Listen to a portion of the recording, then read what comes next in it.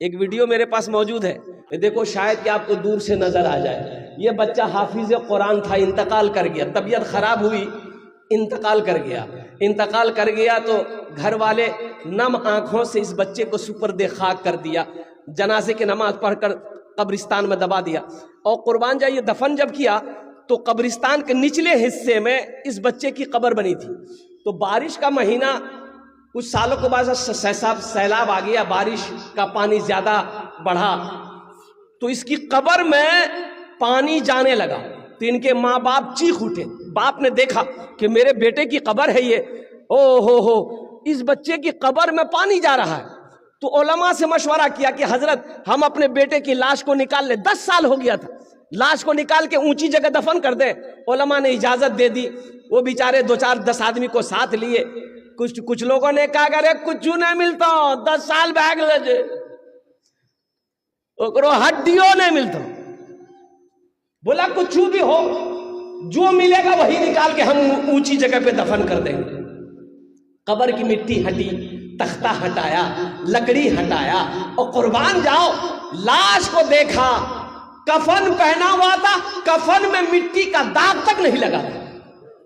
نعرہ تکبیر، نعرہ تکبیر، جلسہ دستار بندی۔ او مسلمانوں سنو، یہی تک نہیں، لوگ حیران تھے، 10 سال ہو گیا، یہ کپڑا بوسیدہ نہیں ہوا، یہ کپڑا پرانا نہیں ہوا، یہ کپڑا میلا نہیں ہوا، اس کپڑے میں مٹی نہیں لگی ہے۔ لاش کو باہر نکالے اور کفن کھولا، چہرے سے کفن کھولا تو ایسا معلوم ہو رہا تھا یہ بچہ ابھی سویا ہے۔ یہ بچہ، ارے زور سے بولو بھائی، یہ بچہ ابھی سویا ہے۔ وہ حافظ قرآن تھا۔ سنو مسلمانوں، جس کے سینے میں اللہ کا قرآن ہوتا ہے، اللہ اکبر کبیرہ، قبر کی مٹی اس کے سینے کو نہیں کھائے گی۔ اس کا وہ مقام ہے، اس لیے اپنے بچے کو قرآن پڑھاؤ، اپنے بچے کو عالم بناؤ، اپنے بچے کو حافظ قرآن بناؤ۔ الحمدللہ ثم الحمدللہ، اللہ یہاں بھی عزت کی زندگی دے گا، اللہ مرنے کے بعد بھی عزت کی زندگی دے گا۔ اور ایک بات بتاتا چلوں، ایک حافظ قرآن 10 آدمی کو جنت میں لے کر جائے گا۔ کتنا کو لے کر جائے گا؟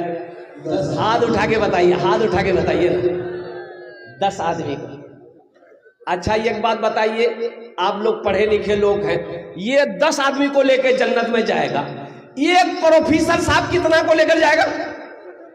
نہیں، چھوٹا بابو، بڑا بابو، نہیں، چھوٹا بابو بڑا بابو نہیں لے کر جائے گا، لیکن ایک حافظ قرآن 10 آدمی کو جنت میں لے کر جائے گا۔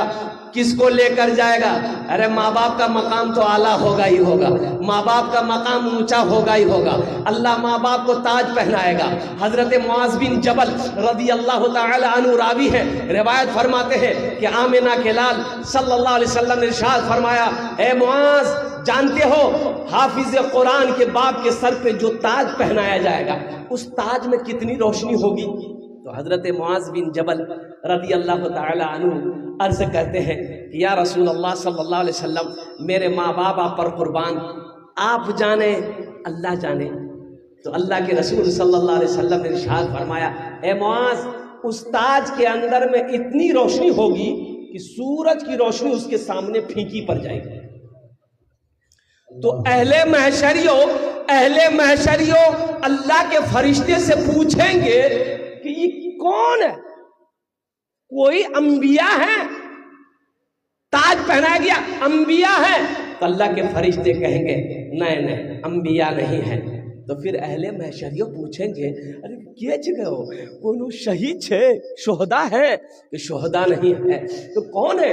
صالحین کی جماعت میں سے کہ نہیں؟ صالحین بھی نہیں ہے۔ صدیقین کی جماعت میں سے صدیقین بھی نہیں ہے۔ اور قربان جاؤ اہل محشریوں اللہ کے فرشتے سے پوچھیں گے پھر کون ہے؟ بتا دو یہ تاج پہنایا گیا کون ہے یہ؟ تو اللہ کے فرشتے جواب دیں گے، سنو لوگوں سنو، یہ وہ باپ ہے جنہوں نے دنیا کے اندر میں اپنے بیٹے کو حافظ قرآن بنایا تھا۔